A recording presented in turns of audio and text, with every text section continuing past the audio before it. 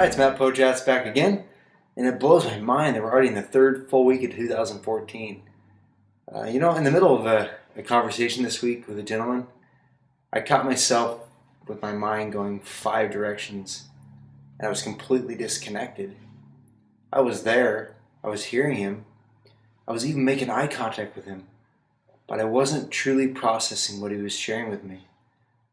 Then over the weekend, I was at a wedding, conversing with a friend I hadn't seen in a while, and feeling and reviewing texts all at the same time. He spoke up and said, "Potratz, I wish you'd just stop staring at that phone so I at least feel like you're listening to me." And we laughed about it, but he was right. I put it in my pocket and engaged in conversation with him. He's one of those friends who has a way of drawing humor out of me, so we actually laughed a lot through the course of the evening. We wouldn't have shared that laughter if I'd remained disconnected. There was a moment when I had to step outside to take an important phone call, but I stepped away, disconnected myself for a moment, handled the business, and then came back. That type of disconnection is part of life. The disconnection I want to address is when we're in the middle of a group or a conversation, connecting with people, yet disconnected. I drove away from that wedding that night thinking, wow, I'm allowing myself to do something I promised myself I would never do. I'm disconnected. As you may know, I worked in the sales and customer service field for about 11 years and found fairly significant success. I believe that one of the reasons I excelled in that field is because I was connected. When I was selling cars, I averaged 14 to 15 cars per month. When I became sales manager and began to train car salespeople, I would always tell them, I didn't sell 15 cars per month. I built 15 relationships per month, and the cars came along with those. If people don't like you, they won't listen to you. And if they don't listen to you, they won't buy anything from you. In other words, if you're disconnected, you won't succeed. Throughout my business career, I've participated in so many conversations with those who are present, yet disconnected.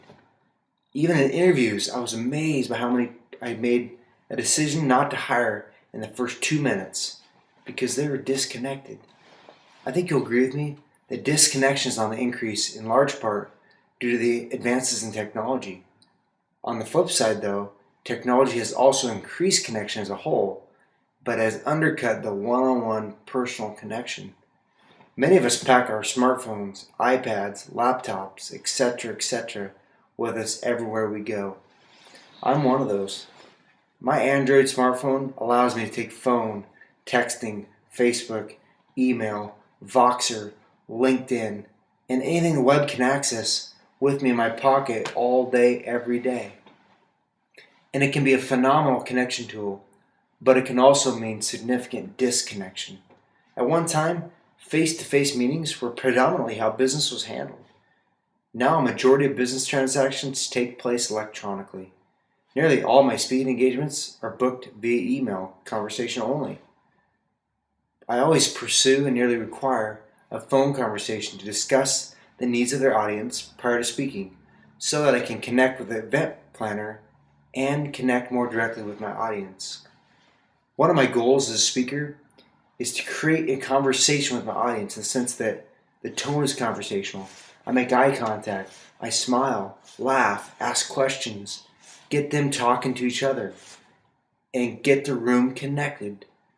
We can all be in a room of 50 seats or 500 seats and sink into our chair, disconnected. Or we can reach out, make eye contact, acknowledge each other, and connect. Friend, I want to encourage you and even challenge you to start right now and make an effort to connect. When someone is speaking, table your iPad or put your phone in your pocket or purse. Make eye contact. Listen attentively. Be connected.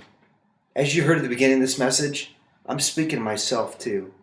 And I'm ready to make a genuine effort to improve in this area. Will you join me?